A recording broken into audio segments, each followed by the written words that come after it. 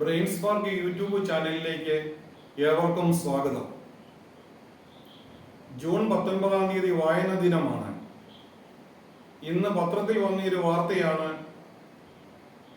ഈ വീഡിയോ ചെയ്യുവാൻ എന്നെ പ്രേരിപ്പിച്ചത്. മലയാളികളുടെ പ്രിയങ്കരനായ അധ്യാപക ശ്രേഷ്ഠനും സാമൂഹ്യ ശാസ്ത്രജ്ഞനുമാണ് ഡോക്ടർ രാജൻ ഗുരുക്കൾ. ആധുനിക തലമുറയിൽപ്പെട്ട വിദ്യാർത്ഥികളിലും അധ്യാപകരിലും വായനശീലം കുറയുന്നു.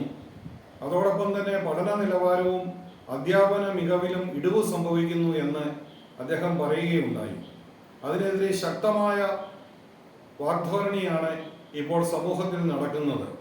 യഥാർത്ഥത്തിൽ ആദരണീയനായ രാജൻ ഗുരുക്കൾ സാറ് പറഞ്ഞത് 100% ശരിയാണ് എന്ന് 32 വർഷത്തെ എൻ്റെ അധ്യാപന പരിചയം എന്നെ പഠിപ്പിച്ചു.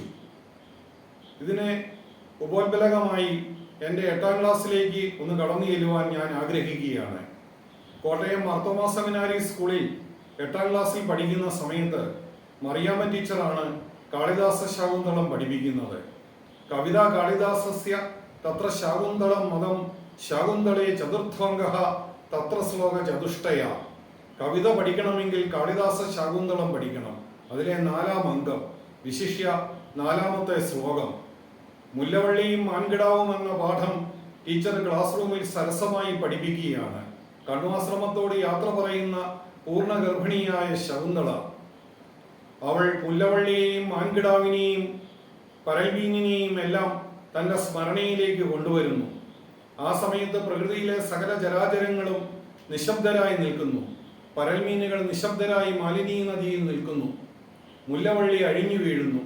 മാൻകിടാവ് തൊടയിൽ ഉരുമിക്കൊണ്ട് നിൽക്കുന്നു. ഈ കാഴ്ച കണ്ട് യമിയായ ഇന്ദ്രിയങ്ങളെ നിഗ്രഹിച്ചവനായ സാക്ഷാൽ കണ്വ മഹർഷി പോലും നിശബ്ദനായി കണ്ണുനീർ തൂകുന്നു. ഇത് പഠിപ്പിക്കുമ്പോൾ മറിയാമ്മ ടീച്ചർ അറിയാതെ കരയുന്നു. ഞങ്ങളുടെ ക്ലാസ് റൂമിലെ സകല കുട്ടികളും കരയുന്നു. ഇന്നത്തെ ക്ലാസ് റൂമുകളിൽ ഇങ്ങനെയൊരു പ്രക്രിയ നടക്കുന്നുണ്ടോ? വർണ്ണനീയ തന്മയീഭവന യോഗ്യത സഹൃദയ സംവാദ ഭാജക.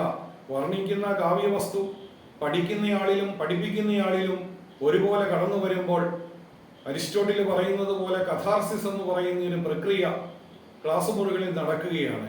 ആസ്വാദനത്തിൻ്റെയും അറിവിൻ്റെയും ഗ്രഹണത്തിൻ്റെയും വലിയ തലങ്ങളിലേക്ക് വിദ്യാർത്ഥികളെ കൈപിടിച്ചുയർത്തുവാൻ അന്നത്തെ അധ്യാപകർക്ക് കഴിഞ്ഞിരുന്നു എന്നുള്ളതിന് ഒരു ഉദാഹരണമാണ് ഞാനിവിടെ അവതരിപ്പിച്ചത്. ഒരു പാഠ്യപദ്ധതി ഉണ്ടാവണം. ആ പാഠ്യപദ്ധതിക്ക് സമഗ്രമായ ലക്ഷ്യമുണ്ടാകണം. ആശയകലയും അതുപോലെ തന്നെ വിനിമയകലയും സമ്പുഷ്ടമാകണം. അറിവും ജ്ഞാനവും വിജ്ഞാനവും എല്ലാം വിദ്യാർത്ഥികൾക്ക് സംജാതമാകണം. അങ്ങനെ ഉള്ള നൂറുകണക്കിന് ലക്ഷ്യങ്ങളോടുകൂടിയാണ് അധ്യാപകർ വിദ്യാർത്ഥികളെ ക്ലാസ് റൂമുകളിൽ പഠിപ്പിച്ചുകൊണ്ടിരുന്നത്. ഇപ്പോൾ 45 വയസ്സിന് മേലെയുള്ള ഒരു തലമുറയിൽ ഈ വക ഗുണങ്ങൾ ധാരാളം കാണുവാൻ സാധിക്കും. എന്നാൽ +2 ക്ലാസ്സിലേക്കും ഡിഗ്രി ക്ലാസ്സുകളിലേക്കും PG ക്ലാസ്സുകളിലേക്കും കടന്നു ചെന്നാൽ വളരെ ശോചനീയമാണ് ഇപ്പോഴത്തെ അവസ്ഥ. ഇത് വിദ്യാർത്ഥികളുടെ മാത്രമല്ല അധ്യാപകരുടേതുമാണ്. നമ്മുടെ ഗ്രേഡിംഗ് സിസ്റ്റത്തിനും പഠന പ്രവർത്തനങ്ങൾക്കും എവിടെയോ ഒരു പാളിച്ച സംഭവിച്ചിട്ടുണ്ട്. അത് തിരുത്തുക എന്ന ഒരു നല്ല ലക്ഷ്യം മാത്രമാണ് ഡോക്ടർ രാജൻ ഗുരുക്കൾക്കുള്ളത്.